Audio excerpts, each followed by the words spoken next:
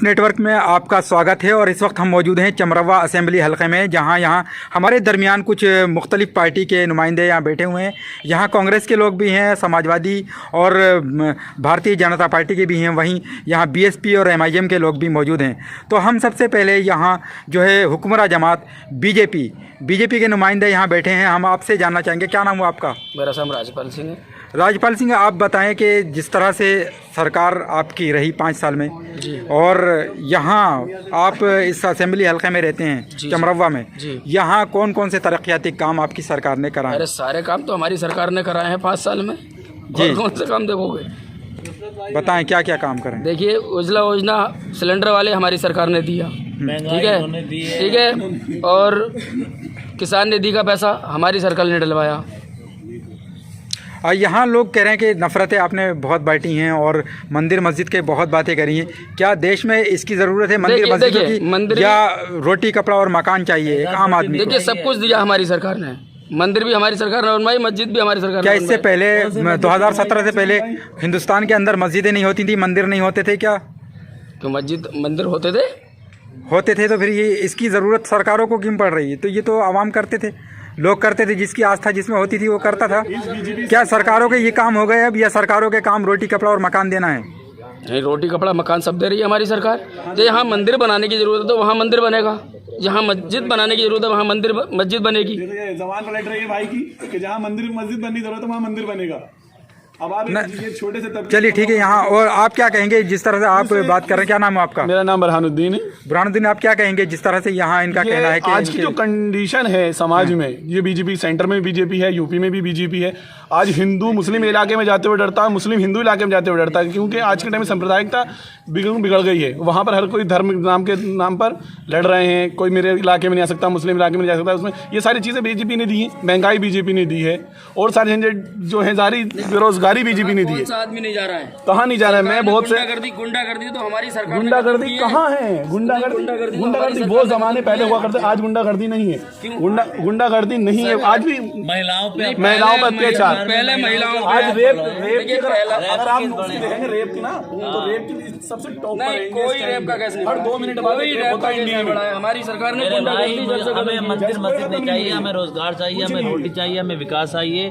हम बेरोजगार लोग हैं। पूरी जिंदगी हमारी हर जगह सुरक्षित नहीं, हर जगह महिलाओं के साथ बलात्कार हो रहे हैं, अपराध नहीं, कोई बलात्कार नहीं, महंगाई बढ़ रही है। हमें रोजगार दे दो, मंदिर मस्जिद मत चाहिए, हमें नहीं चाहिए मंदिर, नहीं चाहिए मस्जिद। हमारी सरकार ने पहला काम भ्रष्टाचार। समाजवादी का दामन बहुत मजबूती से। आपको मैं बता दूं, अभी हरिद्वार में वो हुआ थी जनसभा, क्या नाम था उस जनसभा का, जो अभी हरिद्वार में, वहां पर एक खुले मंच पर बैठ के खुला के कहा गया हम काटेंगे भी। खुली इतनी बदजुबानी की गई है कि आज के एक सभ्य लोग होते साधे इसमें की बात करते नहीं। हाथरस की बेटी का कांड, रात के समय अंतिम संस्कार कर दिया जाता है। ये क्या है? ये क्या चीज दर्शाती है? जेल के अंदर वो सेक्युलर लेकिन थानों और जेलों में तो शुरू हो गई जो है एक तरफा पड़ना चाहिए। अखिलेश यादव जी को बता रहे हैं आप सेकुलर नेता हैं, लेकिन आपने अखिलेश यादव जी ने जो यहाँ आपके असेंबली हल्के से जो नुमाइंदा बनाया नसीर अहमद खान को, जिनके ऊपर बहुत सारे इल्जामात हैं कि उन्होंने विधायक निधि के पैसा वापस कर दिया। उन्होंने जो विधायक के लिए जो विधायक निधि तरक्याती कामों के लिए जो पैसा मिलता है वो कहाँ गया? वो काम क्यों नहीं कराया गया? लोगों में से है। आप इसका क्या जवाब देंगे कि वो काम क्यों नहीं कराया गया? बता तो रहा हूँ, जो सत्ता में हमारी पार्टी है भारतीय जनता पार्टी, आप देख तो रहे हैं किस तरीके से बदलने की राजनीति करी है बीजेपी ने। तबियत ठीक हो गई, बुजुर्ग आदमी है, बुजुर्ग आदमी हो। अब बुजुर्ग हमारे कैबिनेट मंत्री साहब आजम खान भी बुजुर्ग आदमी, युवाओं को मौका नहीं देंगे आप? समाजवादी युवाओं को मौका नहीं देगी? बिल्कुल सही। कब तक इसमें ईमानदारी तो कोई शक नहीं है, निसंदेह ईमानदार आदमी। ईमानदार क्या युवा ईमानदार नहीं होते? दोबारा भरोसा, युवा ईमानदार नहीं होते? ईमानदारी है, ये ईमानदारी है कि पैसा विधायक निधि का वापस कर दिया है, बताइए ईमानदारी है। चलिए आइए युवा, यहाँ बात आप यहाँ जो है अभी नसीर अहमद खान को लेकर हम बात कर रहे थे, अभी यहाँ युवा नेता की बात करते हैं, अली यूसुफ अली की। अली यूसुफ अली के लिए यहाँ जो कांग्रेस के नुमाइंदे हमारे साथ कलीम अहमद, हम आपसे जानेंगे कि जिस तरह से आपके जो रहनुमा, आपके नेता जो हैं अली यूसुफ अली, वो कांग्रेस से उनको टिकट मिलता है, उसके बाद फिर समाजवादी में चले जाते हैं, लेकिन समाजवादी में जब उनका वहाँ से टिकट नहीं होता है तो वापस फिर कांग्रेस में आकर माफी मांगते हैं। ये क्या है? देखिए, अखिलेश यादव ने जो है एक तालाब में जो है कांटे डाल रहे हैं, ठगी का कारोबार कर रहा है। देखिए और मुसलमानों को बुला रहा है कि आइए मैं तुम्हें टिकट दूंगा। यूसुफ भाई को भी जो है बोला था, लेकिन लखनऊ बुलाने के बाद जो है मुसलमान जिस तरह वो बेइज्जत कर रहे हैं, उन्होंने जो है यूसुफ भाई को बेइज्जत किया। अगर वो टिकट दे देती समाजवादी तो सेकुलर हो जाती, ठीक हो जाती, मुसलमानों की हमदर्द हो जाती है। और अगर टिकट नहीं मिलता है तो वो मुसलमानों के हमदर्द नहीं। ये क्या है ये आप बताएं। नहीं, यूसुफ भाई जो है जनता की भलाई का, जनता के लिए हमेशा सोचते हैं। देखिए मेरी बात सुनिए, ठीक है, आप इनसे जानते हैं, हम आपसे जाने करने के लिए क्या कुछ है, हाँ। न बोलने के लिए कुछ है।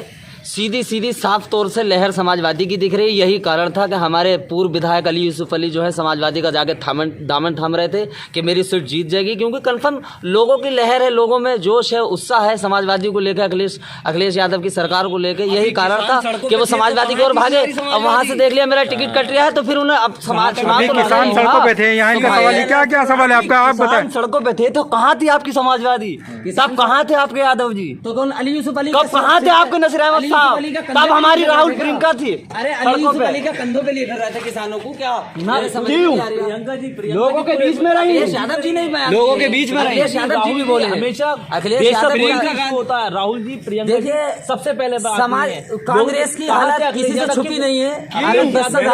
न करने के लिए कुछ है, न कहने के लिए कुछ है, सिर्फ ट्वीट पे बैठ के ये और इसके अलावा कुछ है ही नहीं। ये बिल्कुल कांग्रेस के लिए कुछ नहीं है करने का। क्या कहेंगे? मैं किसी एक पार्टी को रिप्रेजेंट नहीं कर रहा हूँ यहाँ पर बैठ के। मैं सिर्फ ये कहता हूँ, अगर सरकार हो तो युवाओं की सरकार हो, बेरोजगारी, शिक्षा और सारी चीजों पे काम करने वाली सरकार हो। यहाँ का विधायक अगर कोई भी हो हमारे बीच, तो हमारे बीच में रहना चाहिए। काम अखिलेश यादव जी ने करे, कहाँ से कर दिए? मैं अखिलेश तक वो सीएम है, मेरी पहुंच एक सेकंड आपके बात में, मेरी पहुंच आपके बात। अखिलेश यादव वजीर आला रहे हैं और युवा वजीर आला रहे हैं। एक सेकंड आप खामोश, मेरी एक बात है, मेरी सीएम तक डायरेक्ट तो कांटेक्ट हो नहीं सकता, मेरा तो कांटेक्ट हो सकता है, विधायक से हो सकता है। विधायक के दरवाजे पे खड़े हो जाओ, विधायक के दरवाजे पे खड़े हो, आ रहे हैं अभी जो गांव आता नहीं, हम उसके दरवाजे पर अगर जाएं तो चाचा आ रहे हैं, खड़े रहो। अभी हमें ऐसा विधायक चाहिए यहाँ पर जो हमारे बीच में रहे। अगर हम बात करें तो हमसे बात करें। नसीर अहमद खान ने नहीं करी बात। अभी पीछे बाढ़ आई, पीछे बाढ़ आई, बनता था, फर्ज बनता था, एक विधायक इंसानियत के नाते फर्ज बनता था कि आन के गाँव वालों से मिल जाते कि भाई क्या रहा है, कोई परेशानी तो नहीं। वो अपने घर से नहीं निकले। आज उनकी ठंड का आपको देख सकते हैं कि टेम्परेचर कितना होगा, जाके देख लो, वोट मांगते फिर रहे होंगे। तब तबियत खराब नहीं थी उनकी, कहाँ गए थे? कहाँ गए थे आप बताइए, कहाँ थे? कभी खराब हो जाती है, कभी सही हो जाती है, कौन सी बात है? क्या हमेशा बीमारी रहेंगे? इलेक्शन का टाइम आ गया तभी ठीक हो गई। इलेक्शन से मतलब थोड़ी, जब आवाम की मसाइल थे, जब बाढ़ आई थी, कभी आदमी बीमार हो जाता है। मैं यूसुफ साहब का पक्ष रखना चाहूंगा। यूसुफ साहब आपने कहा था कि कांग्रेस पार्टी से वो सभा में गए। मैं ये मानता हूँ, जहाँ तक अभी इनके कांग्रेस के जिलाध्यक्ष बैठे हैं, निशा के जिलाध्यक्ष बैठे हैं, इन्होंने ये कहा था कि हमारा जो विधायक है यूसुफ साहब जो हैं, हमारे विधायक साहब, वो लोगों में रहते हैं। ये बात मैं भी मानता हूँ कि वो लोगों के बीच में रहते हैं, इसलिए वो शायद आवाम की फिक्र करते हैं अपनी, इसलिए वो शायद समाजवादी में गए। उनसे कहा गया कि हम आपको टिकट देंगे। मफाद की राजनीति, मफाद कुछ नहीं, मफाद वो एक पार्टी में क्यों नहीं रुकते? कभी बीएसपी में रहते हैं, देखिए मैं बताऊं, चमरौआ का जो सीन रहा है, चमरौआ का जो सीन रहा है, जब यूसुफ साहब विधायक बने तो समाजवादी की सरकार थी, वो बीएसपी से जीते, ठीक है, तब वो कुछ नहीं कर पाए। आज कंडीशन ये समाजवादी वाले बैठे, मैं इनका ही फेवर करता हूँ। चलिए कि कह रहे हैं कि हमारी लहर है, समाजवादी की पार्टी बनना है। जब बंदे को फिक्र है आवाम की, तो उसने सोचा चलो मैं भी कम से कम अपनी जनता का यानी कि इस्लाह कर लूंगा, कम से कम कुछ काम कर दूंगा, इसलिए वो समाजवादी में चलेगा। मानते तो है, चलो समाजवादी टिकट ही मिलना जरूरी है जी, टिकट ही मिलना जरूरी है। आज की कंडीशन में तो यही है। अब इनके नसीर साहब थे, सिंह, एक मिनट आप ये कहना है कि नसीर साहब बहुत ईमानदार हैं। गरीब का ईमानदार तभी होंगे जब गरीब कहा गरीब तक पहुंच जाएगा, मेरा हक मेरे तक आएगा, तब ईमानदार होंगे।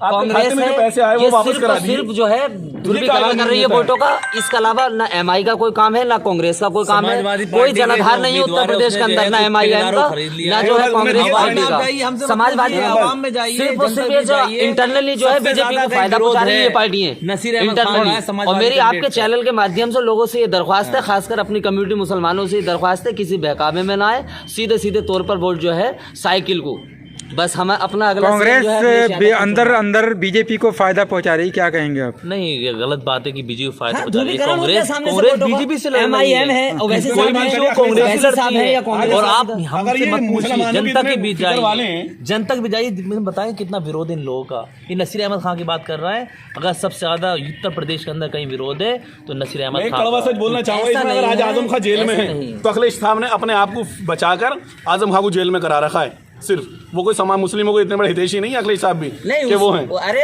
यार क्या बात कर रहे हो, ये पार्टी ये सत्ता की क्या सत्ता? कुछ मतलब नहीं। जो एक भरोसेमंद आदमी है अखिलेश जिसका साहब भी जेल में पार्टी होते बनाने में हैं। पूरा अखिलेश साहब भी जेल में होते हैं, आप ये बात इल्जाम देखो। लगा रहे हो, ये तो बिल्कुल गलत सही बात बता रहा हूं है। मैं। ये तो सत्ताधारी पार्टी अखिलेश का साहब भी काम जेल में होते है। हैं। भैंस चोरी बकरी चोरी के आरोप में जो हमारा गलत है। चलिए आइए यहाँ MIM के लोग भी बैठे हैं, हम उनसे भी बात करते हैं। आप क्या कहेंगे जिस तरह से आपके पर इल्जामात ये लगाए जा रहे हैं कि आप वोट बांट रहे हैं और आप अंदर अंदर बीजेपी को फ़ायदा पहुंचा रहे हैं? देखिए इस टाइम हालात जो चल रहे हैं यूपी में चल रहे हैं वो बीजेपी बनाम गठबंधन सरकार चल रहा है। उसमें समाजवादी का भी रोल रहेगा, जैसे समाजवादी ने कुछ पार्टियों से गठबंधन नहीं किया है, लेकिन ये जहाँ जहाँ से सीटें निकल गए, चाहे मीम की ही निकल कर आए या कांग्रेस की निकल कर आए, सब निकल कर आएंगे। अभी देखना, अभी तुम्हें ज़रूरत पड़ेगी, अभी तुम्हें ज़रूरत पड़ेगी इस चीज़ की। जी ये लोग बोल रहे हैं कि भाई मीम पार्टी जो अगर मीम पार्टी आती है वैसी साहब आती है तो बेनिफिट जो बीजेपी को मिल रहा है, तो ये बताइए, मैं ये कहना चाहता हूँ भाई हमने ठेका लिया है बीजेपी को हराने का, मतलब हमने ठेका थोड़ी लिया है मुस्लिमों ने, हमको जिम्मेदार थोड़ी है भाई। हम तो जो जहाँ पे हम डोमिनेंट है, हाँ मुद्दों को लेकर बात करेंगे, एजुकेशन को लेकर बात करेंगे, ठीक है, रोजगार को लेकर बात करेंगे। हम ये नहीं करेंगे भाई काट क्यों करेंगे, एक समुदाय की भाई, एक समुदाय का भी ठेका नहीं लिया ना। हाँ एक समुदाय का ठेका तो हमने एक समुदाय का भी नहीं लिया। मैंने कहा पिछड़ों के लिए ठीक, पिछड़ों के लिए मैंने कहा जो ठीक है गरीब है पिछड़े जिनकी कहीं तो कोई मतलब सुनवाई नहीं होती है, ठीक, हम उनके लिए बात करेंगे। हमारा ये नहीं है कि मतलब आपने कहा कि उससे बेनिफिट मिल रहा है, हमने बीजेपी का ठेका थोड़ी लिया भाई, हम अपनी क़यादत खुद करेंगे ना, हम मतलब अपना हिस्सा लेंगे। सरकार अगर हमारी आती है तो भाई हिस्सा समाजवादी का ये रोल है, वो बीजेपी का डर बनाकर, बीजेपी का डर पैदा करने के बाद अपने मुसलमानों वोटों का ध्रुवीकरण कर रही है, ये समाजवादी का रोल है। हर जगह पूरा मौका दे रही है, हर जगह फ्रंट पे रख रही है समाजवादी मुसलमानों को। और क्या ठीक है, बहरहाल यहाँ जो बहस का मौजू था वो यही है कि चमरवा विधानसभा क्षेत्र में इस वक्त मौजूद हैं हम, और यहाँ के लोगों की क्या बुनियादी मसाइल हैं, उनको किन बुनियादी मसाइल को लेकर यहाँ के अवाम, यहाँ के रायदहिंदगान अपने हक़ रायदही का इस्तेमाल करेंगे। अब ये तो आने वाली 10 फरवरी को ही पता चल सकेगा कि यहाँ के लोग किन बुनियादों पर वोट करेंगे। मंदिर मस्जिद के नाम पर करते हैं, महंगाई के नाम पर करते हैं, या बुनियादी मसाइल जो हैं रोटी कपड़ा मकान और तालीम वगैरह हैं उनको लेकर ये लोग करते हैं। अब यहाँ मुख्तलिफ़ राय हमने आपके सामने रखी जो यहाँ लोगों ने बताई। अब आने वाली 10 तारीख को देखना होगा कि किस तरह यहाँ का लोग, यहाँ के आवाम का रुझान क्या होता है। रामपुर के चमरवा से रियल टाइम्स नेटवर्क की ख़ास report. Please like share and subscribe real times network.